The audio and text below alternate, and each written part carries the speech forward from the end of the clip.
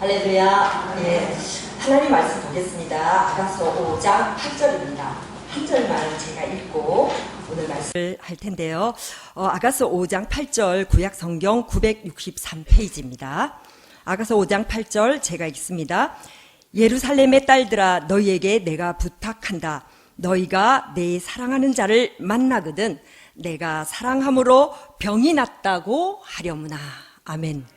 예, 오늘 솔로몬의 아가서 강의 네 번째 시간입니다. 제목이 내가 사랑함으로 병이 낫도다. 예, 아까 5장 8절 말씀에 의해서 내가 주를 사랑함으로 병이 낫도다 이 말입니다. 근데 여러분 이 말을 어떻게 생각하십니까? 병이 어떤 병이라고 생각하십니까? 물론 조금 있다가 우리가 다 말씀을 조금 상세하게 들여다볼 거지만 이 말은 결론적으로 제가 먼저 말씀을 드리면 예수님을 사랑함으로써 나의 부끄러움을 알았도다는 얘기입니다. 내가 병이 났다는 것은 나의 부끄러움을 알았다는 거예요. 내가 어찌할 바를 모르겠다는 거예요. 그래서 병이 난 거예요. 내가 정말 아무것도 아닌 것을 알았도다라는 말이 내가 사랑함으로 병이 낫도다 이 말입니다. 오늘 이 말을 좀 한번 기대하면서 5장을 한번 묵상해 보도록 하겠습니다.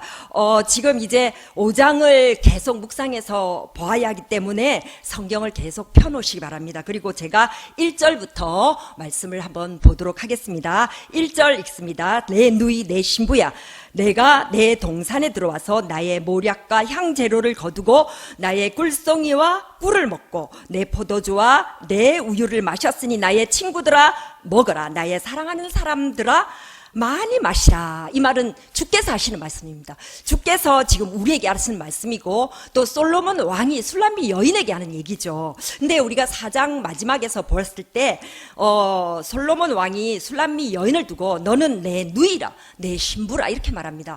세상에서 할 수 없는 얘기죠. 누이인 사람이 어떻게 신부가 될 수 있으며 신부인 사람이 어떻게 누이가 될 수가 있습니까? 이게 이 두 가지 뜻이 있다고 그랬죠. 누이는 생명을 같이 한 사람이라는 거예요. 예수님의 생명과 나의 생명이 같다는 말에서 누이가 되는 거죠. 예수와 우리는 형제라는 얘기고, 그 다음에 신부라는 것은 예수님이 내 안에 들어와서 나와 하나가 돼 있다는 얘기예요. 그래서 술람미 여인이 솔로몬 왕의 그 신부요 누이라고 이렇게 말을 하고 있는데, 지금 1절을 보면 5장 1절을 보면 그래서 누이가 되고 신부가 된 결과에 대해서 얘기합니다. 누이가 되고 신부가 되었더니 주님이 우리를 어떻게 보고 있냐면, 내가 내 동산에 들어와서 나의 몰약과 향재료를 거두고, 내 동산이라는 것은 주님이 거하는 동산은 어디예요? 우리의 심령이에요.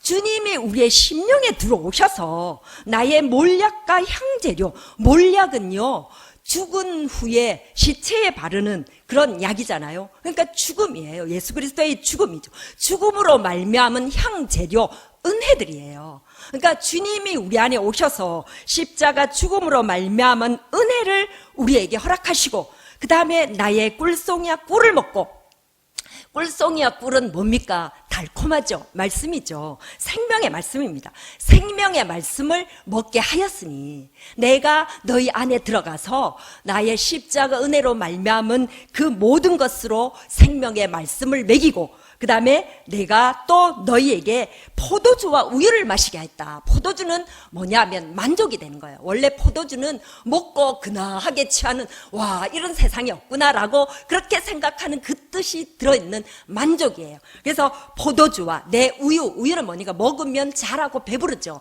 그러니까 힘이 되는 거예요. 만족과 힘이 되시는. 그래서 주님이 죽으심으로 주신 그 은혜는 우리에게 생명의 말씀이 되고 나의 힘과 만족이 되어 있으니, 내가 너희 안에 들어가서 이런 것들을 다 주고 있으니 나의 친구들아 먹어라. 이 나의 친구가 나의 신부요 나의 누이요 똑같은 말입니다. 그러니까 친구라는 것은 주님과 항상 함께 얘기하는 자들이죠. 나의 친구들아 먹어라. 나의 사랑하는 사람들아 많이 마시라. 이런 모습이 뭐냐면 주님을 모시고 사는 그런 신부이고, 또 주님이 거하는 그 처소 우리의 심령입니다. 주를 모시고 사는 자를 향한 하나님의 기쁨이 있는 거죠. 누이가 되고 신부가 됐으니까 이제 내가 정말 십자가로 말미암아 너희를 위하여 베풀어 놓은 모든 은혜들을 마음껏 누리고 또 그것으로 말미암아 힘과 만족함을 얻으라. 이렇게 주님은 너무너무 기뻐하시고 좋아하시는데 2절을 보면 상황이 좀 달라집니다. 2절을 보십시오. 내가 잘지라도 마음은 깨었는데, 이 말이 무슨 말이냐면 우리의 상황은 늘 좋지만은 않습니다. 어떤 상황요? 나의 영적 상태. 나의 영적 상태는 늘 주님을 모시고 살아야 합니다. 그리고 나의 주님을 모시고 항상 우리 주님을 만나야 합니다. 그렇게 사는 것이 좋은 영적인 상태라면 내가 잠을 자고 있다는 것은 주님을 모시지 못하고 있는 상태라는 거죠. 주를 만나지 못하고 있는 상태랍니다. 그래서 내가 잘지라도 이미 자고 있는 거죠. 이미 내가 지금 주님을 못 만나고 있는 거예요. 주님은 들어오셔서 우리에게 모든 것을 주시려고 하는데 나는 지금 영적인 잠을 자고 있는 것이죠. 그런데 좀 웃기는 것은 잘지라도 마음이 깨었다, 이 말은 나는 깨어있다고 생각하는 거예요. 내가 자면서도 나는 깨어있다고 생각했지만 실제로 영적인 잠을 들고 있다는 그 모습입니다. 마태복음 26장 40절에 보면 제자들을 향하여 이렇게 얘기하죠. 너희가 깨어있을 수 없더냐. 나는 정말 너희에게 들어가고 싶고 너희에게 은혜를 주고 싶고 너희에게 뭔가를 다 허락하고 싶은데 너희가 잠을 자고 있구나. 깨어있을 수 없더냐. 그래서 내가 잘지라도 마음이 깨었다는 건, 내가 자는 건 좀 알아요. 자는 건 아는데 또 나의 마음은 난 자지 않는다라고 말하고 싶은 거예요. 그게 뭐냐면 내가 육신이 연약해서 언제나 마음은 원이로 돼. 마태복음 26장 41절에 있죠. 내 마음은 원이로 돼. 육신이 연약하다. 그러니까 그런 모습으로 나의 사랑하는 자의 소리가 들리는구나. 지금 내가 주를 만나야 하는데 나는 지금 내가 자고 있다. 그 자고 있는 것에 대해서 나는 진짜로 뭐랄까 마음은 원이로 돼. 육신이 연약하다. 이런 어쩌면 변명 아닌 변명을 하고 있습니다. 그럼에도 불구하고 뒤에 문을 두드려 이르기를 나의 누이, 나의 사랑, 나의 비둘기, 나의 완전한 자요. 자고 있는 우리를 향하여도 주님은 뭐라고 말합니까? 나의 누이라고 말하고, 나의 사랑이라고 말하고, 나의 비둘기라고 말하고, 나의 완전한 자라고 얘기합니다. 나의 누이, 내 생명을 가진 자요. 나의 사랑, 내가 사랑하는 자요. 나의 비둘기요. 너는 나만 바라보고 있는 자구나. 그리고 나의 완전한 자구나. 내가 자고 있는 줄 알면서도 주님은 나를 기다리고 있습니다. 어떻게 해요? 내 머리에는 이슬이, 내 머리털에는 밤이슬이 가득하기까지 오래 참으시도록 밤 이슬을 맞기까지 밤새, 그죠? 그러니까 이제 보통 찾아올 때 밤늦게 찾아온다고 생각하고 똑똑 두드려서 나는 들어갈 수 있으리라고 생각하고 문을 두드렸는데 아무리 문을 두드려도 안 열어주는 거예요. 그럴 때는 진짜 기다리는 거예요. 그럴 때는 새벽이 갈 때까지 밤 이슬이 내 머리 털에 가득할 때까지 기다리는 그 모습을 말하고 있는 겁니다. 주께서 우리를 사랑하여 부르는 음성이 분명히 들리는데 우리의 심령에 분명히 느껴지는데 내가 문을 열어드리지 못하는 거잖아요. 그래서 정말 우리가 주를 떠나서 영적인 잠을 자고 있다라는 것들을 지금 이 아가스의 모습에서 보여주고 있습니다. 자, 그런데 왜 술람미 여인은 그 솔로몬 왕을 모셔드리지 못하는가? 왜 우리는 주님을 모셔드리지 못하는가? 주님을 모시지 못하는 이유에 대해서 3절에 얘기합니다. 3절을 봅니다. 내가 옷을 벗었으니 내가 어찌 다시 입겠으며 내가 발을 씻었으니 어찌 다시 더럽히랴. 참 이유 아닌 이유입니다. 아니, 이유가 될 수 있는 이유입니다. 왜 그러냐면 그 당시에 이스라엘 사람들은 사막을 다녔기 때문에 늘 샌들을 신고 다녔어요. 여러분, 운동화를 신는 것과 샌들을 신는 건 완전 다르죠. 샌들을 신으면 거의 다 발에 흙이 다 묻습니다. 그래서 저녁 되면 정말 발이 투성이가 되는 거죠. 그래서 이제 그 이스라엘 지방에 사는 사람들은 저녁에 발을 닦고 딱 침상에 들어가면 절대로 나오지 않습니다. 왜요? 나가면 발을 버리는 줄 아니까. 그러니까 자기 전에 발을 닦으면 일어나지 않는 거죠. 우리 보통 말할 때 자기 전에 이빨 닦으면 그 다음에 먹는 거 안 먹잖아요. 먹고 싶어도 안 먹잖아요. 다시 이빨 닦기 귀찮아서. 그런 것처럼 다시 발 닦기 귀찮으니까 내가 옷을 벗었으니 어찌 다시 입겠으며, 옷 벗는 건 문제가 아니에요. 발 닦는 게 더 귀찮아요. 그래서 내가 발을 씻었으니 어찌 다시 더럽히랴. 자, 이 마음이, 이 모습이 무슨 모습이냐면 주님이 왔으면 분명히 모셔드려야 한다라는 것을 알면서도 또 그 당시에 술람비 여인을 생각해 보십시오. 왕이 찾아왔는데 왜 문을 안 열어줍니까? 아니 오셨습니까? 정말 모셔드려야 되는데 열어주지를 않은 거예요. 왕이 찾아왔는데 비밀번호를 바꾼 거와 마찬가지예요. 못 들어오셔요. 그래서 못 들어오시니까 자 뭐라고 말합니까? 계시록 3장 20절에 보면은 볼지어다 내가 문 밖에 서서 두드리노니, 볼지어다 내가 문 밖에 서서 두드리노. 이거 우리가 얼마나 잘 아는 구절입니까? 주님은 항상 우리 마음문 밖에서 우리에게 들어오기를 간청하는 거예요.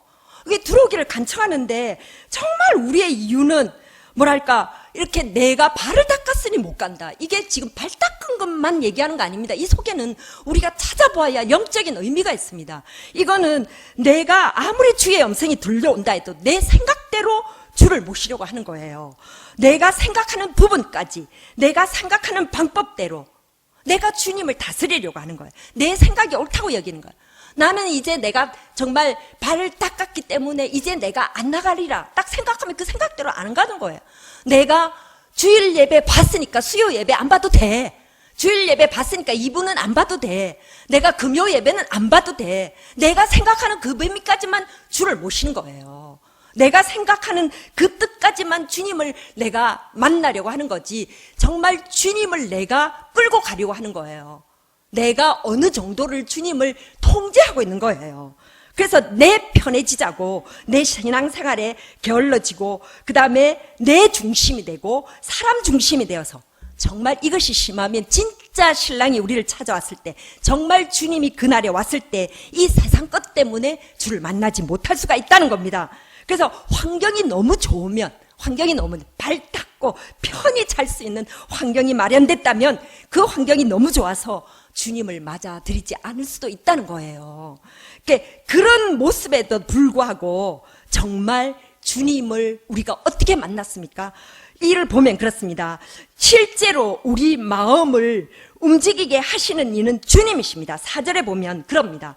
내 사랑하는 자가 문틈으로 손을 들이밀매 내 마음이 움직여서, 4절에 내 사랑하는 자가 문틈으로 손을 들이밀었다는 거죠. 내가 문을 연 것 같지만, 우리 마음을 내가 열은 것 같지만 정말 마음을 비집고 들어오신 분이 주님이세요. 내가 손을 들이밀기 때문에 내 마음이 움직여서 그때 전까지만 해도 내 마음은 편하지 않았겠죠. 주님의 음성이 들리는 것 같아. 안 돼, 너 2부 예배 보고 가. 안 돼, 너 수요 예배도 봐야 돼. 안 돼, 너 금요 예배까지 나와서 기도도 좀 해야 돼. 하는데 그냥 내가 편한 거예요. 내가 편한 대로 하려고, 내가 주님을 모시려고 하지만 그러나 내 생각 여기까지만 하면 됐다라고 생각했던 그 마음이 편하지 않았는데, 실제로 내 마음을 움직여 주신 이는 주님이시라는 거예요. 그래서 내 마음을 비집고 들어오셔서 5절에 일어나 내 사랑하는 자를 위하여 문을 열 때, 그래서 비집고 들어오시는 그 주님을 내가 정말 모셔드렸더니, 문을 열었더니, 모셔드린 것도 아니에요. 문을 빼꼼 열었더니 몰약이 내 손에서, 몰약의 즙이 내 손가락에서 문빗장에 떨어지는구나. 여러분 이거 어떻게 생각하세요? 자, 내가 창문을 열었어요. 주님이 창밖에 계신 거를 알고 내가 주님의 창을 열었다. 문을 열었는데, 보통 보면 문 사이에 빗장이 있잖아요. 문 빗장에 문을 열었는데 사람은 안 보이는데 문 빗장에서 몰약의 즙이 내 손에서 묻혀 나오는 거예요. 이거 좀 웃기는 얘기지만, 아니 무서운 얘기지만, 몰약의 즙 하면 피라고 생각해도 돼요. 그러니까 막 피가 묻어 나온다. 아니 누가 피 흘린 사람이 여기에 왔다 갔지? 이 말하고 똑같아요. 누가 피 흘린 사람이 내 문에다 앞에다 피를 발라놓고 갔지? 내 손에서 몰약의 즙이 내 손가락에서 문빗장에 떨어지는구나. 이게 뭡니까? 주님이 우리의 마음의 문을 열고 우리를 깨워주셔서 우리를 어디로 데려가신 거예요? 십자가 앞으로 데려가신 거예요.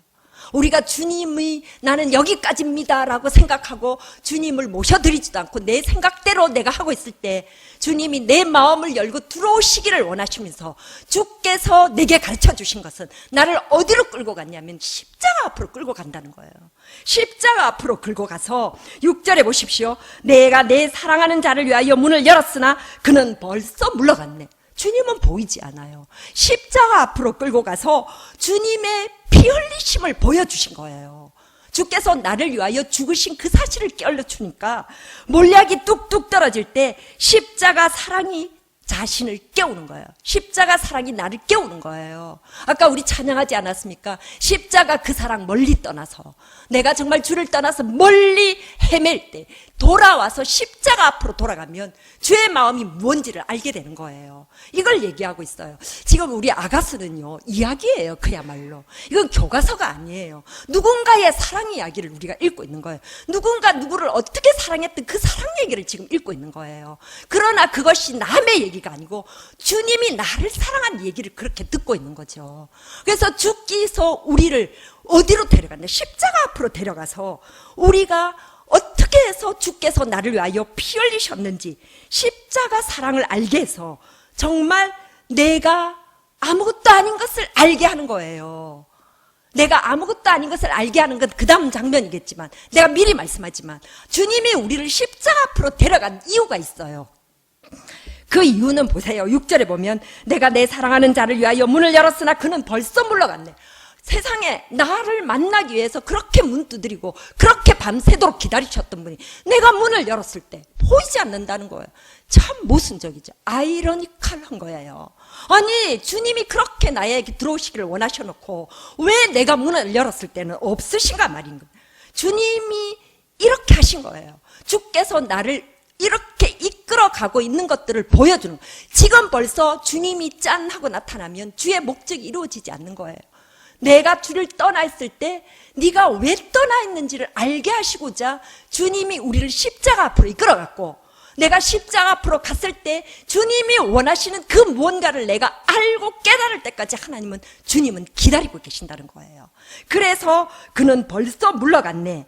예. 그 다음에 주께서 우리가 왜 주님을 떠나 있으며 또 내가 주님을 떠나 있을 때의 내 모습이 어떠한지 알게 하기 위해서 나를 십자가 앞으로 데려가더니 그 다음에 나를 어디로 데려가냐면 성안을 순찰하는 자들 앞에 데리고 갑니다. 자, 그리고 7절에 보면 성안을 순찰하는 자들이 나를 만나매 나를 쳐서 상하게 하였고 그 다음에 또 한 사람 성벽을 파수하는 자들이 나의 겉옷을 가졌도다. 벗겨 가졌도다. 내가 주님을 만나려고 문을 열었는데 주님은 안 계시고 오히려 나를 치는 자들이 거기에 기다리고 있었던 거예요. 나를 치고 있어요. 나를 쳐서 상하게 했고 내 겉옷을 벗겨 가질 정도로 나를 부끄럽게 하는 모습이 있더라는 거예요. 그게 뭐냐고요? 성안을 순찰하는 자들이었고 성벽을 파수하는 자들이다. 성안을 순찰하는 자는 누굽니까? 우리의 심령 안을 감찰하는 자예요. 누구예요? 율법이고 말씀이에요. 주의 말씀 앞으로 나를 데려가. 십자가 그 사랑을 보고 그 다음에 나를 어디로 데려가? 주의 말씀 앞으로 데려가니 주의 말씀 앞에서 내 부끄러움을 보게 하시는 거예요. 내 부끄러움. 봐라, 네가 이 모양이잖아. 봐라, 네가 아무리 네 모습을 더 뭐랄까 나타내려고 하더라도 주의 말씀 앞에서는 네가 정말 흉악한 죄인 수밖에 없지 않냐. 성안을 순찰하는 자들이 나를 만나서 나를 쳐서 상하게 하였고 그 다음에 성벽을 파수하는 자들. 성벽을 파수한다는 것은 세운다는 거예요. 내 심령을 세우는 성령의 말씀 앞에서 율법 앞에서도 그렇고 내 심령에 세우시는 성령이 말씀하시는 주의 음성 앞에서 나의 겉옷을 벗겨 가졌다. 내가 너무 부끄럽다는 거예요. 너무 부끄러운 거예요. 너무 부끄럽고 정말 내가 십자가로 구원받았다고 고백하면서도 늘 내 자신을 위해서 살았고 내 방법대로 내 뜻대로 그리고 내가 정말 주님을 내가 통제하려고 했던 그 모습을 알게 되면서 그것이 나로 하여금 부끄럽게 만들고 나로 하여금 애통하게 만들었다는 거예요. 그래서 내가 아무것도 아니구나. 내 생각이 아무것도 아니구나. 내가 정말 아무것도 할 수 없는 죄인일 수밖에 없었구나를 8절로 고백하고 있는 거예요. 8절 예루살렘의 딸들아 너희에게 내가 부탁한다. 너희가 내 사랑하는 자를 만나거든 내가 사랑함으로 병이 낫다고 하려무나. 이제서야 깨달은 거죠. 십자가 앞으로 가서 말씀 앞에 나아가서 내 안에서 내 심령 안에서 얘기하는 주의 음성을 듣고서 내가 누군지 알게 됐고 내가 어떤 모습인지 알게 됐고 내가 아무것도 아닌 자라는 것을 알게 되어서 그래서 정말 주를 만날 수 없었던 이유를 주님은 알게 하신 거예요. 너희가 내 사랑한 자를 만나거든 이제는 내가 사랑으로 병이 났다고 해라. 내가 아무것도 아닌 것을 깨달았다라고 좀 전해달라. 내가 너무너무 부끄러운 자라는 것을 내가 알게 됐다는 것을 내가 좀 전해달라. 그래서 내가 믿는다 하면서도 내 뜻대로 살았던, 그래서 부끄럽고 힘이 없었던 내 모습을 내가 깨달았다고 하려무나. 이게 예루살렘의 딸들이라는 말은 보통 세상 사람들을 얘기하지만 이 말은 뭐냐 하면 내 자신에게 얘기하는 거예요. 그냥 내 자신에게 자문자답하는 거예요. 내 자신에게. 그래서 9절에 보면 여자들 가운데 어여쁜 자야 너의 사랑하는 자가 남의 사랑하는 자보다 나은 것이 무엇이냐. 여자들 가운데서 어여쁜 자야. 너는 여자들 가운데서 어여쁜 자가 아니었느냐. 너는 세상 사람들 가운데서 하나님의 생명을 받은 자, 하나님의 자녀가 아니었더냐. 네가 여자들 가운데 어여쁜 자라고 하면서 너의 사랑하는 자가 남의 사랑하는 자보다 나은 게 무엇이냐. 어떻게 주님을 네가 어떤 존재로 모시고 있었느냐. 네가 주님을 어떻게 생각하고 있었느냐. 주님이 어떤 은혜를 너에게 베풀고 있었든지 너는 아느냐. 자문자답하는 거예요. 내가 그렇게 부끄러운 사람이었는데, 그렇게 부끄러웠음에도 불구하고 주님이 나에게 어떤 은혜를 베풀고 있었는지, 너는 하나님의 자녀라고 하면서 어떤 은혜를 베풀고 있었는지, 어떤 은혜를 받았는지 네가 알고 있느냐. 그래서 너의 사랑하는 자가 남의 사랑한 자보다 나은 것이 무엇이길래 이같이 우리에게 부탁하는 거야. 이게 다른 사람한테 얘기를 하는 것 같지만 내가 주님을 스스로 찾고 있는 거예요. 내가 정말 내 부끄러움을 알고 있을 때, 내가 진짜 이 부끄러움이 너무 부끄러워서 주님 앞에 정말 눈물만 흘리고 있을 때, 주여 주님의 그 사랑을 내게 알게 해주시옵소서라고 하고 있을 때 주님은 보여주시는 거예요. 주님이 그때서야 나타나시는 거예요. 주님이 그때서야 깨닫게 해주시는 거예요. 주의 사랑이 어떤 건지. 그러니까 내 생각대로 내 뜻대로만 살려고 했던 그 모든 것들로 나는 다 이제는 십자가에 못 박았을 때 주님이 그때서야 깨달음을 주시는 거예요. 이거 마찬가지예요. 우리가 주님을 알 때 자기를 버리지 않으면 절대 주님이 보이지 않는 거예요. 나를 버릴 수 있어야 주님이 보이세요. 우리가 주님이 보인다는 건 내가 주님을 만나는 거고, 주님이 내 심령에서 내게 힘을 주고 계시는 건데, 내가 내 뜻대로 살 때는 주님이 보이지도 않을 뿐더러 힘이 없고, 내 안에서 주님이 무엇라고 말씀하는지 도통 음성을 들을 수 없을 때였다면 이제 정말 깨달은 그 자에게 주님이 말씀하시는 겁니다. 아니, 주님이 말씀하시는 게 아니라 주의 그 모습을 내가 깨닫게 되는 거예요. 주님은 이런 분이구라는 것을 정말 마음속 깊이 이제는 알게 되는 거예요. 그래서 10절에 내 사랑하는 자는 희고도 붉어 많은 사람 가운데 뛰어나는구나. 머리는 순건 같고 머리털은 고불고불하고 까마귀같이 검구나. 12절, 13절, 13절까지 읽을게요. 눈은 시냇가의 비둘기 같은데 우유로 씻은 듯하고 아름답게도 박혔구나. 그 다음에 13절, 뺨은 향기로운 꽃밭 같고 향기로운 풀 언덕가도 같고 입술은 백합밭 같고 몰약의 즙이 뚝뚝 떨어지는구나. 예, 여러분 이 말씀 지금 10절, 11절, 12절, 13절은 어디선가 본 듯한 문체이지 않아요? 앞에서 4장에 술람미 여인을 묘사하던 그 단어들하고 거의 비슷해요. 그러니까 지금 주님의 모습을 깨닫고 얘기를 하는 건데 사실은 이게 자기 안에 다 들어있는 모습이라는 거예요. 이게 무슨 말입니까? 주님은 십자가 그 사랑으로 자기가 가지고 있었던 모든 것들을 우리 가운데 다 담아두셨다는 거예요. 다 담아두셨다는 거예요. 이게 술람미 여인 가운데서 볼 수 있었던 모습이었다면 그 볼 수 있었던 그 모습은 누가 준 거라는 거예요? 신랑이신 예수 그리스도께서 주셨다는 거예요. 그래서 그 모습이 지금 주님을 생각해보니 주님 안에 있는 그 모습은 바로 내 안에 있더라는 거죠. 자, 어떤 모습이냐면 내 사랑하는 자는 희고도 붉어 많은 사람 가운데 뛰어나구나. 내 사랑하는 자 주님이죠. 내 사랑하는 자는 희고도 붉어. 그러니까 흰 것은 순결하고 거룩하는 것, 붉는 것은 피를 말하는 건데 이것은 거룩한 생명입니다. 그러니까 순결하고 거룩한 생명, 사람들 가운데 뛰어나구나. 주님은 정말 거룩하고 그 다음에 순결하신 그 생명을 가진 분이고, 그 다음에 11절에 머리는 순건 같고 머리털은 꼬불꼬불하고. 자, 곱슬곱슬한 곱슬머리는 보통 머리숱이 많아요. 근데 그 머리가 순금 같다고 그래요. 머리는 뭐냐면 어느가 누군가의 몸을 지배하는 거죠. 이 머리가 순금이라는 것은 그 주님의 머리가 뭐라는 거예요? 하나님이라는 거예요. 하나님이 주님을 다스리고 있는 거예요. 하나님의 다스림을 받으시고, 그는 하나님의 다스림을 받으시고, 그 머리털은 고불고불하고, 머리털이 너무나 많고, 그 다음에 까마귀처럼 검다. 이거는 머리 밑이 하나도 안 보인다는 거예요. 머리숱이 많고 새까만 사람은 그 속에 머리털이, 그 속에 머리 안이 나타나지가 않는 거예요. 이분은 대머리가 될 수 있는 어떤 그런 하나의 어떤 뭔가가 없는 거죠. 그러니까 이게 뭐냐면은 자기를 드러내지 않는 모습이에요. 하나님이 그의 머리가 돼 있어서 하나님께 온전히 순종하는 그 모습이 예수 그리스도의 모습인 거예요. 이것을 술람미 여인에게서도 발견하지 않았습니까? 술람미 여인도 그렇게 되기를 바라서 주님이 그렇게 말씀해 주셨던 것을 4장 앞에서 볼 수가 있죠. 내 사랑하는 자는 희고도 불고 많은 사랑 가운데 뛰어나고 머리는 순건 같고 머리털은 고불고불하고 까마귀같이 검구나.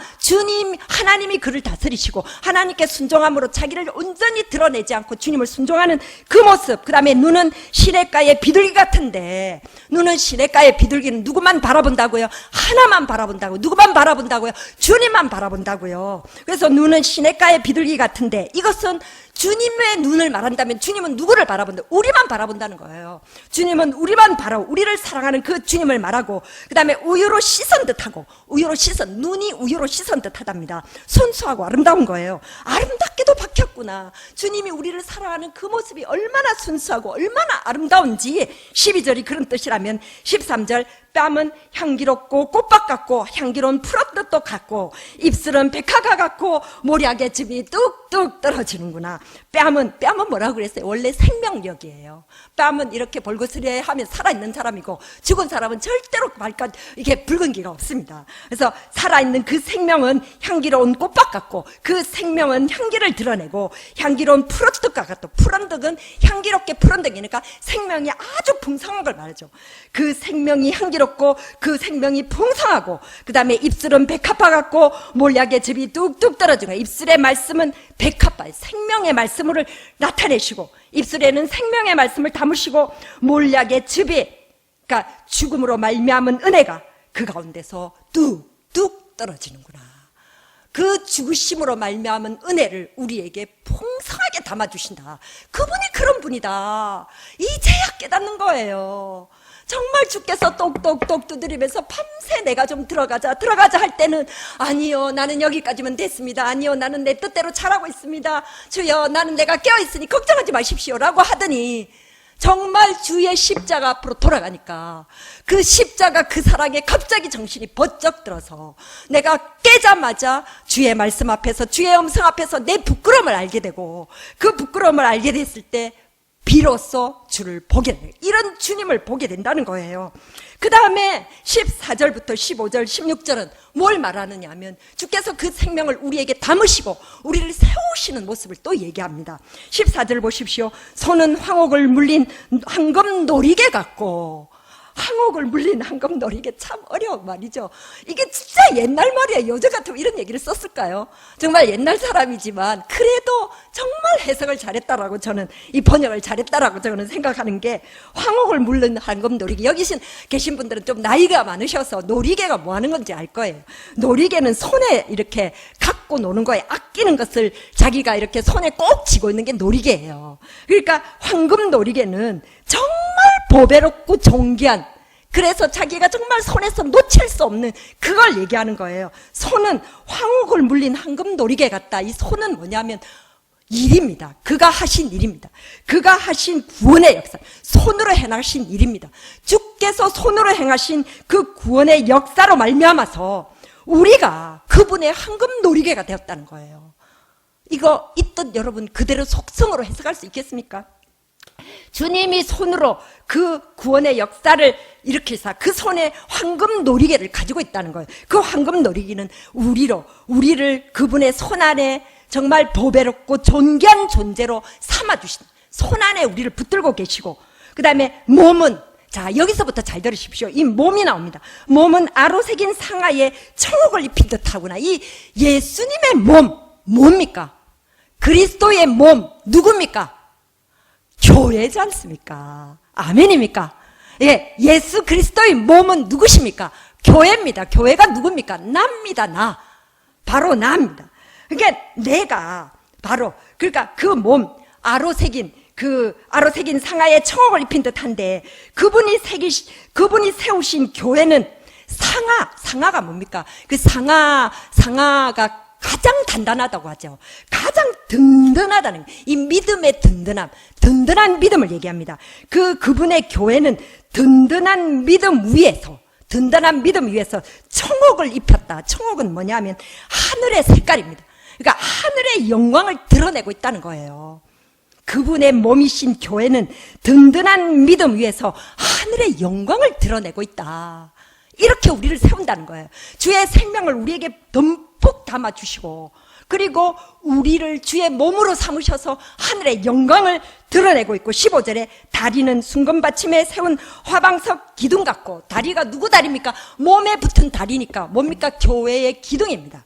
교회의 기둥은 순금받침에 세운 화반석 기둥 같고, 교회의 기둥이 바로 우리들이죠. 그러니까 순금받침이 뭐냐면 금은 무조건 하나님이잖아요. 그러니까 하나님의 사랑 위에 서 있는 화반석 기둥이라는 거예요. 아주 단단한 기둥, 반석 같은 흔들리지 않는 그 믿음을 가진 그 모습. 그러니까 기둥이 되려면 이 정도는 돼야죠.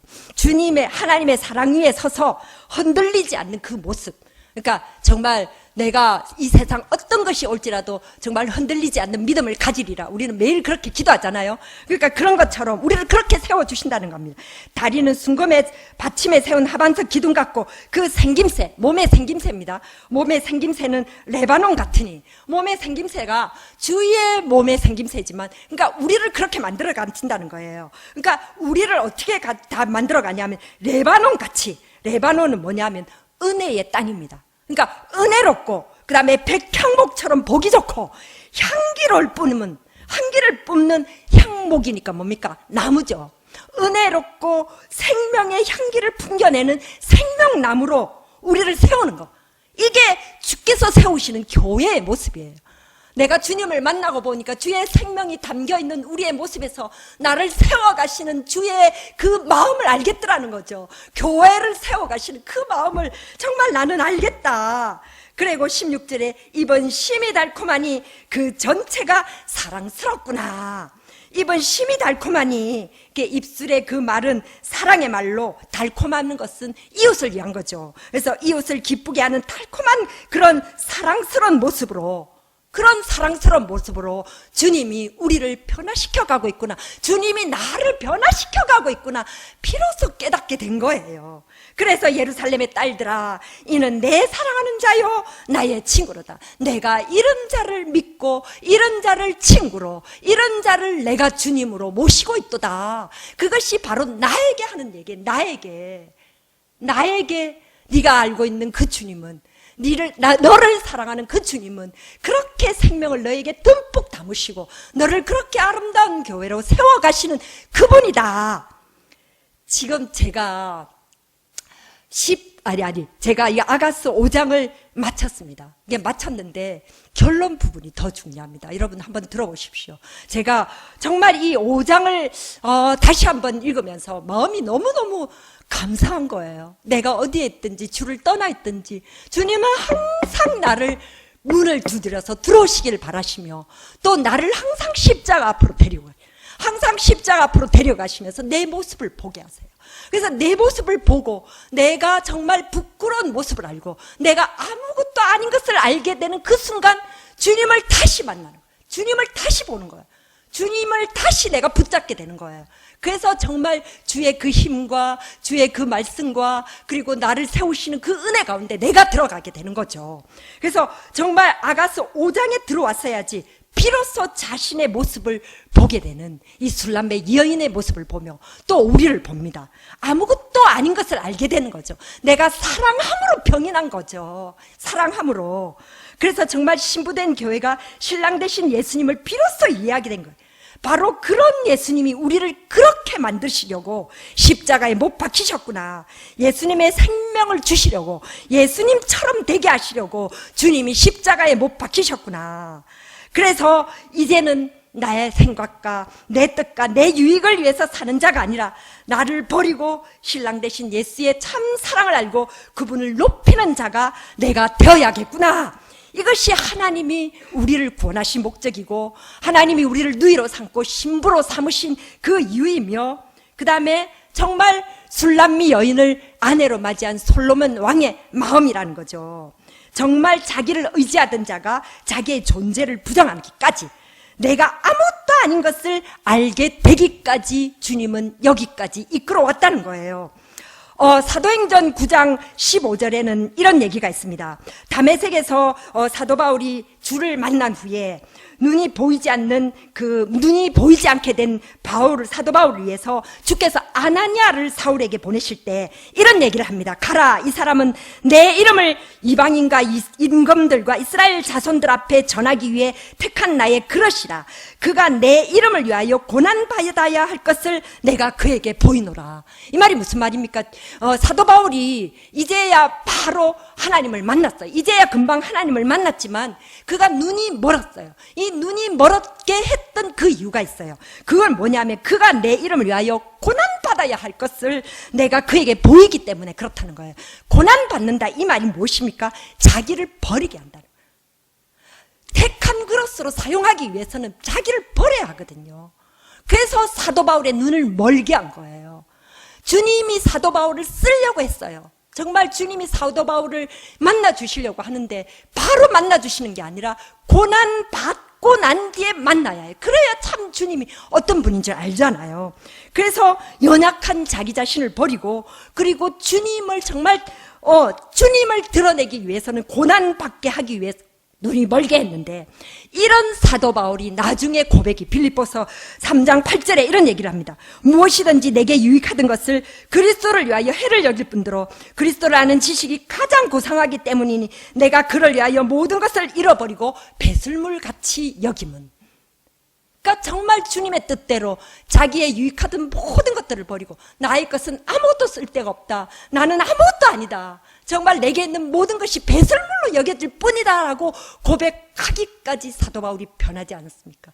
이렇게 변할 때 사도 바울은 하나님을 충분히 만나고 있었고 하나님의 은혜가 그 가운데서 충만했기 때문에 정말 많은 일들을 감당하고 있지 않았겠습니까? 계시록 4장 10절에는 또 이런 얘기가 있습니다. 24장로들이 자기의 면류관을 보좌 앞에 던져드리죠. 왜요? 24장로들이 교회들입니다. 나중에 주님 앞에 갔을 때의 교회의 모습입니다. 교회의 모습은 정말 내가 한 것이 아니다라는 것을 알기 때문에 자기가 쓰고 있는 그 보좌관을 주님의 앞에 돌려드립니다. 정말 주님 앞에서 벗어드립니다. 하나님 앞에 이것이 찬양입니다. 하나님을 온전히 찬양하는 거죠. 솔로몬 왕이 바로 우리가 봤던 지금 아가스 4장 그 마지막 부분에 나오면 어미가 씌워준 왕관을 쓰고 있었다고 얘기했죠.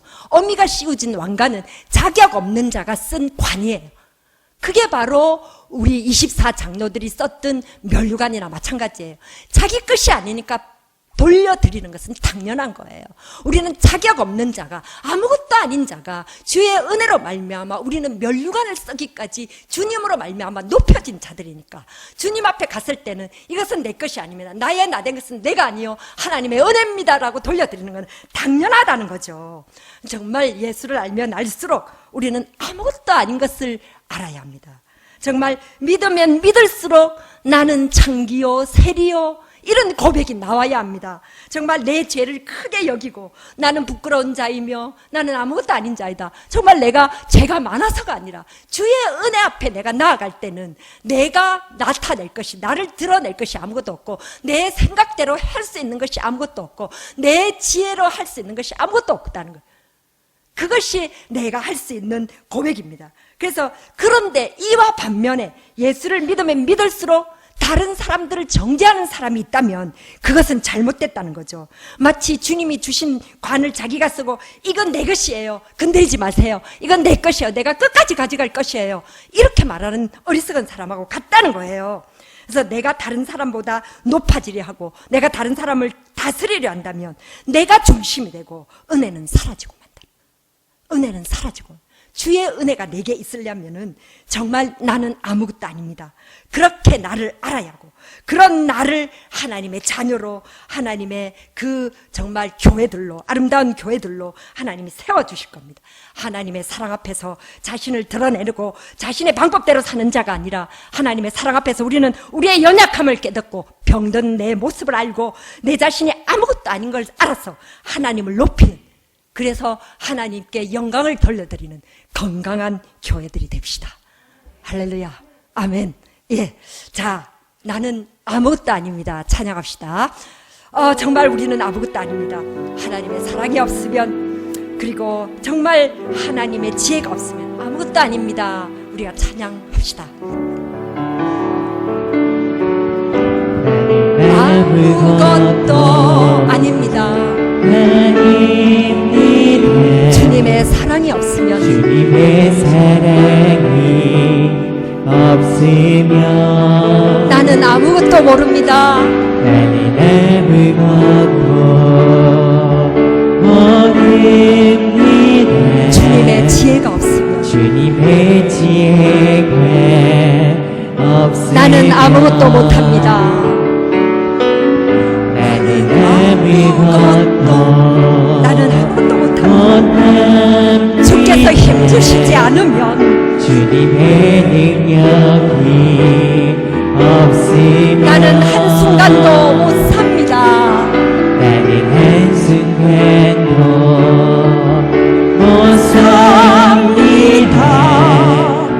주님의 생명이 없으면, 이제 내가 사는 것, 이제 내가 사는 것, 이제 내가 사는 것 아니요, 그리스도께서 내 안에 사시니 그리스도 내 안에 사시니 오직 그의 생명이, 그의 생명이 나의 생명, 나의 모든 날들도 나의 주의 것, 모든 주의 것. 나는 오직 한 분, 오직 한 분 바랍니다. 나의 아버지, 나의 구원, 나의 주. 나는 아무것도 아닙니다. 주님의 사랑이 없으면, 나는 아무것도 모릅니다. 주님의 지혜가 없으면, 나는 아무것도 못합니다. 주님의 능력이 없으면, 나는 한순간도 못 삽니다. 주님의 생명이 없으면, 여러분의 고백이 되어 있습니까? 우리는 아무것도 아닙니다. 아무것도 아니다는 이 말을 계속 주님 앞에서 되뇌어야 합니다. 그래야 주님이 나타나십니다. 그래야 주님이 보입니다. 그래야 주님이 우리 안에서 일하시고, 그래야 주님이 우리의 힘이 되어 주십니다. 주의 그러한 모습을, 그 사랑을 깨닫는 그런 우리가 되기를 원합니다.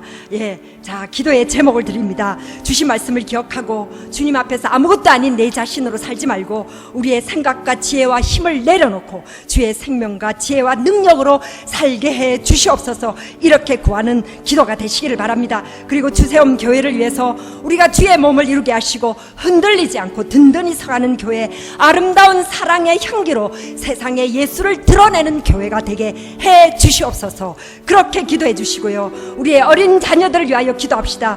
그들이 하나님의 부르심에 귀 기울일 수 있도록 긍휼을 더하여 주시옵소서. 긍휼을 더하여 그들도 하나님을 만나게 해 주시옵소서. 이렇게 기도합시다. 다 함께 기도합니다. 하나님 감사합니다. 오늘도 우리가 주님 앞에 나아갑니다. 오늘도 우리가 주님 앞에 나아갑니다.